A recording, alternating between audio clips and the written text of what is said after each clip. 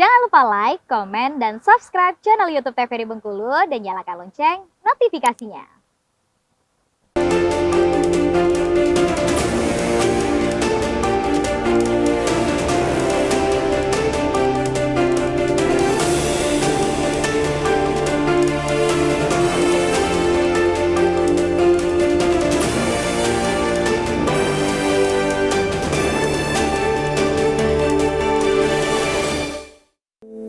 Oke, terima kasih pemirsa, Anda masih bersama kami di Brendo TVRI Bengkulu bersama saya Kula Nasrullah, Mas Parsinggi SP selaku pelayan GBI Arau Bintang dan Pak Bisara Sayanipar selaku Jemaat Nasrani Bengkulu.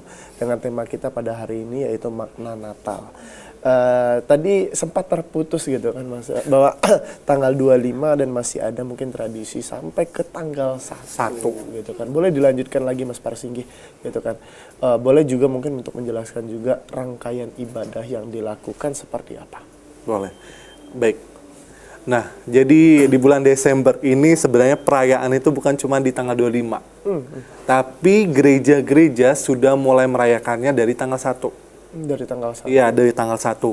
Jadi setiap gereja, ini saya contohkan di lingkungan tempat tinggal saya, itu kan beberapa, lumayan banyak sih gerejanya. Jadi setiap hari itu hampir ada undangan Natal. Ada undangan Natal. Undangan Natal. Berarti bentuk perayaannya seperti apa tuh dari? Bentuk perayaannya, jadi tetap ibadah, tapi di situ ibadahnya kan pindah-pindah nih setiap tempat. Jadi hari ini misalnya di gereja saya, berikutnya di gereja sebelah, tergantung dengan penanggalan yang sudah diberikan. Jadi nanti biasanya BKSAG sudah ada salinan untuk perayaan Natal di setiap gerejanya tanggal berapa. Jadi kalau untuk ibadahnya itu sangat meriah. Kenapa saya bilang sangat meriah? Karena setiap ibadah di gereja undangan ya, kita bilang undangan ya, itu penampilannya luar biasa sekali. Untuk sekolah minggu, ini anak-anak kecil sekolah minggu itu anak-anak yang memang masih duduk di SD lah ya, kita bilang belum beranjak remaja, masih kecil-kecil, itu menampilkan ada liturgi, ya, liturgi.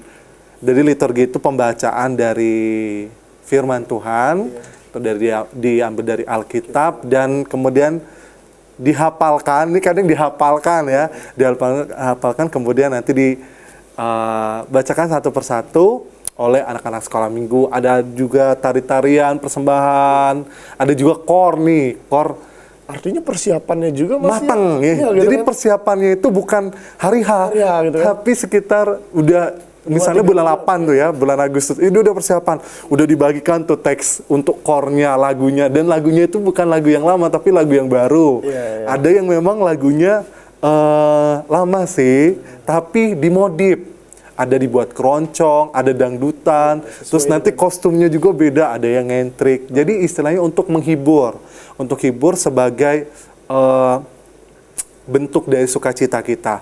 Tapi intinya adalah firman Tuhan yang disampaikan oleh hamba Tuhan atau pendeta.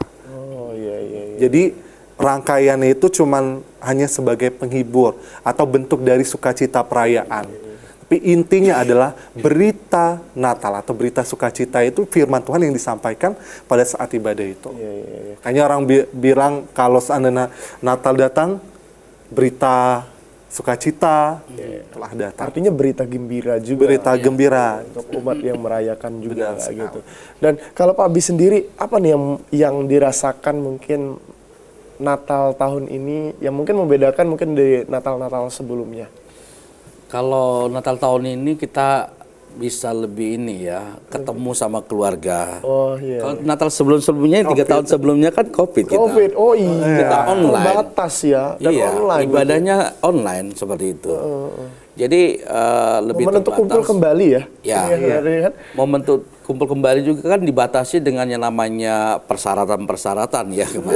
Vaksin. Jadi mau tidak mau kita lebih sukacitanya lebih terbuka di tahun ini seperti itu dibandingkan tahun-tahun sebelumnya. Tapi yang jelas ya namanya Natal itu kan silih berganti. Mungkin tahun ini keluarga kita lengkap, tahun depan mungkin ada yang meninggal dan segala macam, ada yang lagi sakit, ada yang merantau. Jadi hal-hal inilah yang perlu kita renungkan bahwa yang perlu kita ingat adalah bahwa hari Natal adalah hari sukacita, kedatangan juru selamat yang hidup seperti itu. Artinya memang apa ya, bisa jadi apa yang merasakan tahun ini juga ketika belum kumpul karena COVID kemarin bisa lebih bergembira dan lebih sukacita lagi tadi. Mas Parsinggi tadi kan dari tanggal 1 artinya kan beberapa rangkaian kegiatan dan berpindah-pindah juga yang melaksanakan dan melakukan kegiatan perayaan tadi gitu. Di hari 25-nya biasanya apa aja nih yang dilakukan ataupun bisa dijelaskan lebih detail lagi ibadah seperti apa yang mungkin umat Nasrani sendiri merayakan Natal itu seperti apa? Baik, untuk detail di tanggal 25 itu kita lebih fokus ke ibadah gereja masing-masing. Oh, di gereja masing-masing. Gereja masing-masing. Jadi undangan itu biasanya stop di tanggal 24-an atau paling mentoknya kadang 23, ada juga kan ada 24. Kadang kalau untuk yang gabungan kadang di 25 juga ada, tapi menyesuaikan dengan jadwal ibadah. Misalnya ke tanggal 25 itu kan kita biasanya jam 10 pagi nih. Tadi jam 10 pagi tadi kita ibadah di gereja masing-masing. Ada juga yang jam 8 sesuai dengan jam ibadah gereja masing-masing. Oh ya, berarti disepakati di gereja masing-masing ya? Iya, biasanya mengikuti jam ibadah setiap hari minggunya. Itu ibadahnya berapa lama dan? Oke, untuk ibadahnya itu kita sekitar 2 jam. Kalau kami 2 jam ya. Jam 10 mulai itu biasanya. Seperti biasa ada puji-pujian, tentunya ada doa pembukaan. Kemudian ada puji-pujian sukacita, kemudian intinya adalah penyampaian firman. Kemudian nanti di akhir setelah ibadah itu biasanya kita kumpul bareng tuh semua jemaat di gereja kita, nanti kita makan bersama. Atau disebut dengan perjamuan kasih. Jadi bukan perjamuan kudus. Kalau perjamuan kudus itu malamnya. Ketika malam kudus. Tetapi kalau siangnya itu atau siang lah kita bilang ya, itu kita perjamuan kasih. Jadi perjamuan kasih itu kita bawa makanan dari rumah masing-masing yang sudah dimasak, kemudian kita makan bersama di gereja. Jadi bisa tukar-tukar makanan, tinggal diambil, kan disediain. Mengajarkan arti kebersamaan juga. Bener, itu tadi kebersamaan, satu kebersamaan. Kebersamaan itu tentunya berkenaan tentang saling berbagi. Ke awal tadi saling mengasihi gitu. Jadi semuanya terikat dan memang terkait saling-saling berkesinambungan seperti itu. Karena apa? Memang inti dari Natal itu adalah bagaimana kita memaknai Natal sebagai hari sukacita, bukan cuma pesta pora, tetapi perbaikan dalam diri kita untuk saling mengasihi, mengampuni kepada orang yang bersalah kepada kita, dan juga selalu bersyukur. Dan saling mengingatkan juga. Benar, harus menjadi mengingatkan. momen itu kan disampaikan mungkin dari pendeta firman Tuhan yang sudah untuk para jemaat yang melakukan rangkaian diingetin gitu ya kan. Baik, tapi ditahan dulu ceritanya, nanti kita akan lanjutkan lagi di segmen berikutnya. Untuk para pemirsa jangan kemana-mana, tetap di Brendo TVRI Bengkulu.